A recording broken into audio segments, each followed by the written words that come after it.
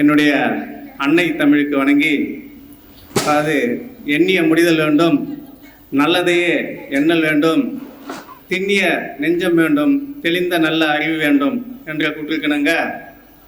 அறிவை விரிவு செய், அகண்டமாக்கு, விசால பார்வையால் விழுங்கும் மக்களை அணைந்து கொள், மானிட சமுத்திரம் நான் என்று கூவு அப்படின்னு பாரதிதாசன் சொன்ன மாதிரியும், ஐயா அவங்க பார்த்தீங்க அப்படின்னாக்கா இனிமையில் வெற்றியாளர்கள் அத்தனை பேரைய ஒன்றாக்கி, அதாவது மானிட சமுத்திரம் நான் என்று கூவுன்னு பாரதிதாசன் சொன்னது இல்லாத இனிமையினுடைய வெற்றியாளர்கள் தான் நாங்கள் அப்படின்னு நம்மளை எல்லாருமே அந்த வெற்றி கடலில் இன்னைக்கு அழைப்பு கொடுத்து இன்றைக்கு அத்தனை பேரையும் அந்த பரிசுகளை கொடுத்து நம்மளெல்லாம் மகிழ்ச்சிருக்காங்க.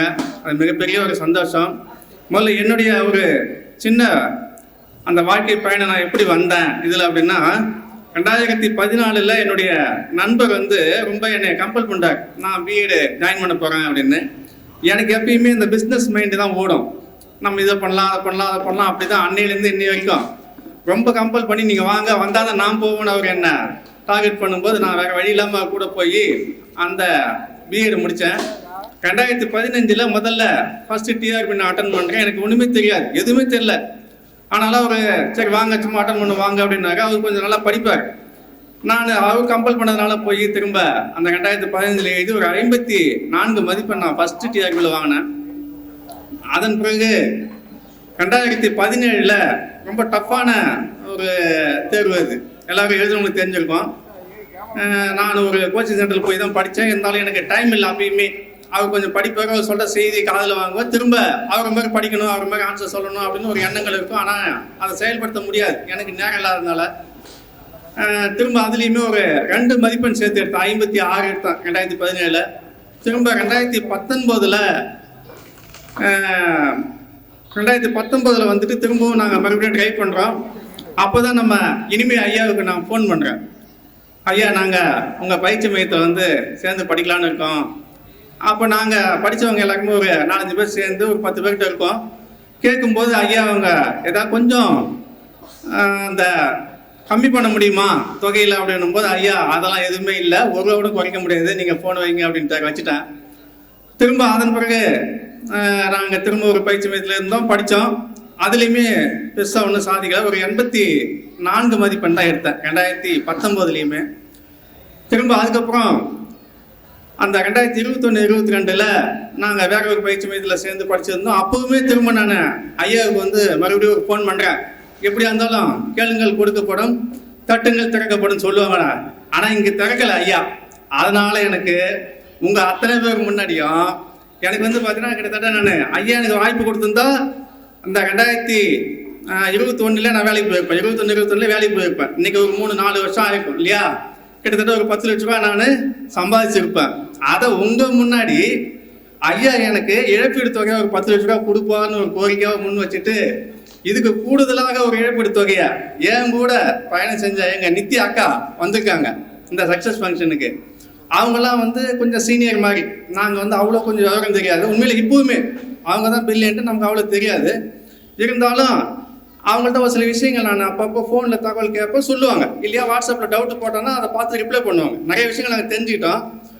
அவங்கள்ட்ட என்ன சொன்னோன்னா, உங்கள் குழுவில் அவங்க படிக்கிறாங்க ஒரு 5-6 பேர் சேர்ந்து, அக்கா உங்கள் குழுவில் நாங்கள் வரோம் எங்களை சேர்த்துங்க அப்படின்னு சொல்லும்போது எங்களை சேர்த்துக்க மாட்டாங்க. அப்போல்லாம் நாங்கள் வந்து எல்கேஜி மாதிரி, அவங்க வந்து காலேஜ் ரேங்க்கு. அப்படி இருந்தால் எப்படி இருக்கும், எங்களை சேர்க்க மாட்டாங்க, தவறி விட்டுட்டாங்க. அதனால் ஐயா ஒரு 10 லட்சமும் நித்யா அக்கா ஒரு 5 லட்சமும் எனக்கு இழப்பீடாக கொடுத்தாங்கன்னா ரொம்ப சிறப்பாக இருக்கும். உங்கள் முன்னாடி நான் வந்து ஒரு கோரிக்கை வைக்கிறேன். அதன் பிறகு திரும்ப வந்து பார்த்தீங்கன்னா நான் ஐயாவுக்கு மறுபடியும் ஃபோன் பண்ணேன். திரும்ப வந்து இந்த மாதிரி நாங்கள் சொல்லும்போது நம்ம குழுவில் இருந்தவங்க எல்லாருமே நான் சொல்லிட்டேன், எனக்கு வந்து இந்த சிலபஸ் மாறும்போது போன முறை நாங்கள் சிவிக்கு போனப்போ நம்ம இனிமை பயிற்சி மையம் தான் அங்கே நிறைய பேர். இன்றைக்கி கூட நாங்கள் இந்த முறை சிவி போகும்போது கூட நாங்கள் உட்காந்தப்போ முனீஸ்வரி மிஸ்லாம் தெரியும். நாங்கள் அந்த ரூமில் கிட்டத்தட்ட ஒரு 10 பேரில் ஒரு 7-8 பேர் நாங்கள் இனிமை தான், இனிமை ஸ்டூடெண்ட் தான் அங்கே உள்ள. ஃபஸ்ட்லேயும் சரி, 2வது சரி, 3வது கேப்டன் எல்லாமே இனிமை மாணவர்கள் தான் அங்கே அதிகம். அப்படி இருக்கும்போது நாங்கள் அதை அட்டன் பண்ணுறோம். அதில் ஐயா அவங்க பார்த்தீங்க அப்படின்னா அந்த வாய்ப்பில் வந்து பார்த்தீங்கன்னா நாங்கள் திரும்பவும் இந்த சிலபஸ் மாறும்பொழுது இது இனிமை பயிற்சி மையம் தான் இதுக்கு வந்து சரியாக இருக்கும் அப்படின்னு ஒரு சிலர் எனக்கு வந்து தகவல் சொன்னாங்க. சரி முடிவெடுத்தோம். நான் எங்கள் குழுவில் நாங்கள் ஒரு 30 பேர் படித்தோம். அந்த 30 பேர்ட்டு தகவலை சொன்ன உடனே எனக்கு முன்னாடியே ஜாயின் பண்ணிட்டாங்க. கிட்டத்தட்ட ஒரு 15 பேர் எனக்கு முன்னாடியே ஜாயின் பண்ணிட்டாங்க. நான் தான் 16வது நபராக கடைசியாக வந்து நான் ஜாயின் பண்ணுறேன் ஐயாக்கிட்ட. என்ன அப்படின்னா, நாங்கள் இனிமை பயிற்சி மையத்தில் சேர்ந்த பிறகு தான் நாங்கள் வந்து அந்த டிஸ்கஷனை நடத்தணும்.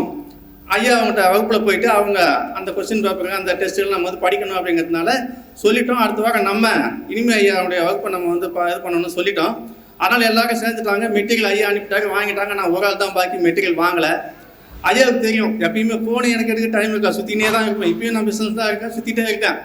திரும்ப அப்புறம் ஒரு நாள் சண்டேவில் ஐயாவுக்கு ஃபோன் பண்ணிவிட்டு, நான் நேரில் வரேன் ஐயா, எனக்கு நீங்கள் அந்த மெட்டீரியல் கொடுங்கன்னு. சரி வாங்க அப்படின்ட்டாங்க. அப்புறம் வந்துட்டு ஐயாவை நேரில் வந்து வீட்டில் தான் சந்தித்தேன். முதல்ல அவங்க அந்த வாழ்த்துக்களோட அவங்க சொன்ன ஒரு விஷயம் என்ன அப்படின்னா, இங்கே எங்கள் பிள்ளைங்களாம் நிறைய படிக்கிறாங்க, ரொம்ப நல்லா படிக்கிறாங்க, நீங்கள் எப்படி படிப்பீங்க அப்படின்னாரு. ஓரளவு படிப்பேன். என்ன வேலை பார்க்குறீங்க? நான் இந்த மாதிரி பிஸ்னஸில் இருக்கேன் ஐயா, கடையில் இருக்கேன், எனக்கு கொஞ்சம் அப்படி இருக்கேன்னு. அப்படி இருந்தால் எப்படி நீங்கள் படிப்பீங்க அப்படின்னு ஒரு கேள்வி கேட்டாங்க. இல்லை ஐயா நான் படிப்பேன் அப்படின்னு சொல்லிட்டேன். அப்புறம் அப்போவே எல்லாமே அந்த புக்கு எல்லாமே கொடுத்துட்டாங்க. அவங்க இது பண்ணிவிட்டு அந்த வாழ்த்துக்கள் சொல்லி அனுப்புகிறாரு. ஒரு விஷயம் என்ன சொன்னாங்க அப்படின்னா, நீங்கள் ரிசல்ட்டில் வரணும் அப்படின்னா நீங்கள் டாப் 25 ரேங்கில் நீங்கள் உள்ளே வரணும். முதல் எங்கள் குழுவில் கிட்டத்தட்ட 500-600 பேர் படிப்பாங்க. எல்லாருமே மதுரை இங்கே சுற்றியே தங்கி படிச்சுருக்க ஒரு 200-300 மாணவர்கள் இங்கே படிக்கிறாங்க. நீங்கள் தேர்ச்சி அடையணும் அப்படின்னா முதல் 25 ரேங்க்குள்ளே நீங்கள் உள்ளே வருவீங்களா அப்படின்னு கேட்டாங்க. எனக்கு கொஞ்சம் ஷாக் இருந்தது. அதே டைமில் கொஞ்சம் எனக்குள்ளே கான்ஃபிடென்ட்டும் இருந்தது. சரி ஐயா கேட்குறாங்க, கண்டிப்பாக நாங்கள் வருவோம் அப்படின்னு. அதே முறையில் அந்த வாரத்துக்கு அடுத்த வாரம் தேர்வு வைக்கிறாங்க. அதே மாதிரி சொன்ன மாதிரி 18வது ரேங்க்கில் வந்தேன். அந்த 25 ரேங்க்குள்ளே 18வது ரேங்க் வந்தேன்.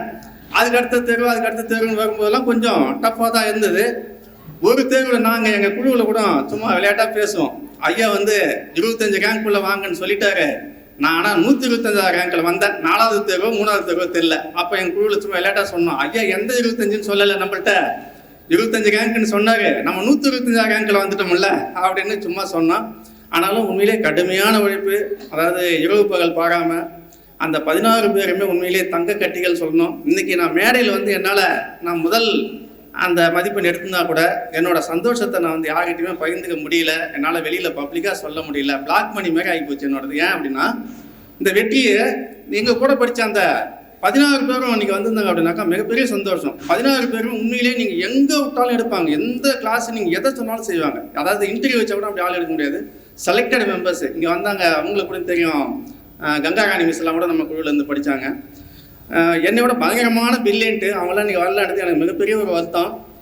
Dhanalakshmi miss, Saravanadevi miss, Vanitha miss, அவங்க சங்கீதா மிஸ்ஸு, இவங்க எல்லாமே ரொம்ப பில்லியன்ட்டு. ராஜேந்திர ஐயாலாம் கிட்டத்தட்ட எஜுகேஷன் சைக்காலஜிலாம் ரொம்ப சிறப்பாக பண்ணக்கூடிய ஒரு நபர். அவங்களாம் உண்மையிலே வெளியில் இருக்கிறது எனக்கு மிகப்பெரிய ஒரு வருத்தமாக இருந்தாலும், ஆனாலும் வருகின்ற அடுத்த தேர்வில் நம்ம இனிமே ஐயாகிட்ட சொல்லிட்டேன், எங்கள் குழுவிலேருந்து யார் வந்தாலும் நீங்கள் வந்து அவங்களுக்கு அட்மிஷன் போடணும், அவங்கள நீங்கள் திரும்ப பயிற்சி அளிக்கணும், திரும்ப அத்தனை பேருமே நாங்கள் சாதனையாளராக உருவாக்குவோம் அப்படின்னு சொல்லிட்டு, எனக்கு இதில் எப்படி இனிமை பயிற்சி மையத்தில் ஏன் நான் இங்கே வந்து வின் பண்ண அப்படிங்கிறது ஒரே ஒரு சின்ன காரணம். என்ன அப்படின்னா, ஒரு குழந்தைக்கு வந்து கொள்ளாத்தம் வந்துடும். வில்லேஜில் தெரியும், நம்ம பார்த்துருப்போம்.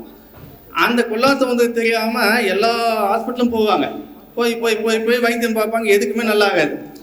கடைசியில் ஒரு வயதான பாட்டி அவங்க அனுபவத்தில் என்ன பண்ணுவாங்க அப்படின்னா, அந்த குழந்தைய ஒரு 2 விட்டு விட்டுனாங்கன்னாக்கா அது என்ன பண்ணோம், கொள்ளாத்தான் சரியாகி போடும், குடல் சரியாகிடும். அதுக்கப்புறம் சிரிக்க ஆரம்பிக்கும். அதே கதை தான்.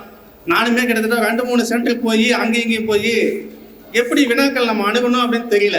அந்த வினாக்கள் அணுகக்கூடிய அந்த விதத்தை வந்து முதல்ல நம்ம இனிமே ஐயா தான் சொல்லி கொடுத்தாங்க. அந்த விஷயத்தில் நான் ஐயாவுக்கு வந்து உண்மையிலேயே ரொம்ப கடமைப்பட்டிருக்கேன்.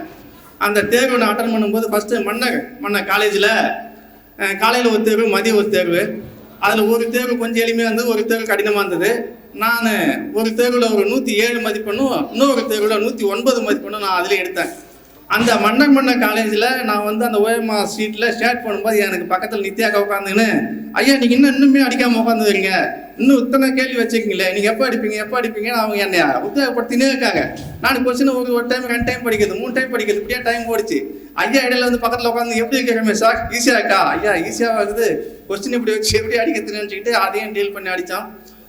அதில் வந்த கான்ஃபிடென்ட் தான் எனக்கு வந்து இந்த வினாக்கள் எப்படி நம்ம வந்து டீல் பண்ணணும் அப்படிங்கிறத வந்து இங்கே இனிமை பயிற்சி மையம் வந்து உண்மையிலேயே ரொம்ப சிறப்பாக கொடுத்தது. நான் நிறைய எல்லா இடங்களையும் படிச்சிருந்தாலும் கூட அந்த வினாத்தாளை வந்து ஐயா விடைய கொஸ்டினாகவும் ஆக்குவார், கொஸ்டினை வந்து ஆன்சராகவும் மாற்றுவார். அதை நம்ம சிந்திக்கக்கூடிய ஆற்றல் வந்து எனக்கு இனிமை பயிற்சி மையம் கொடுத்தது அப்படிங்கிறத வந்து பகிரங்கமாக நான் தெரிஞ்சுக்கிறேன். அதன் பிறகு கடைசியில் இதே பள்ளியில் இறுதியாக வந்து நம்ம ஹால் டிக்கெட்லாம் ஐயா வந்து பூஜை பண்ணிவிட்டு கொடுத்துருந்தாங்க. அந்த தேர்வுலையுமே நான் கிட்டத்தட்ட ஒரு அந்த அதே ரேங்க்கு தான், எங்கே இருந்தாலும் அந்த 106, 107, 108 இந்த ரேஞ்சில் நான் வந்துகிட்டே இருப்பேன். என்னோட மைண்டில் சொன்னது என்ன அப்படின்னா, போன முறை நான் 105 மதிப்பெண் எடுத்து நான் சிவிக்கு போனேன், 2 மார்க்கில் வாய்ப்பு எழுந்தேன். இந்த வினாத்தாள்லாம் அணுகும்போது தான் நான் கற்றுக்கிட்டேன், ஓ இப்படி தான் வரும், இதை தாண்டி வினாக்கள் போகாது அப்படின்ற மைண்ட் செட்டோட தான் நாங்கள் அணுகணும். ஐயா கொடுத்த அந்த ஃபார்மெட்டு தான் அப்படியே அங்கே வந்தது. அதுதான் எங்களுக்கு முழுமையாக அந்த ஒத்துழைப்பு கொடுத்து அதில் நாங்கள் வெற்றியாளராக வந்தோம். அதனால் வந்திருக்கக்கூடிய அத்தனை பேருமே இன்றைக்கி நம்ம பேசக்கூடியது ஒன்றும் இல்லை, ஏன்னா இது வந்து வெற்றியாளர்கள் கூட்டம்.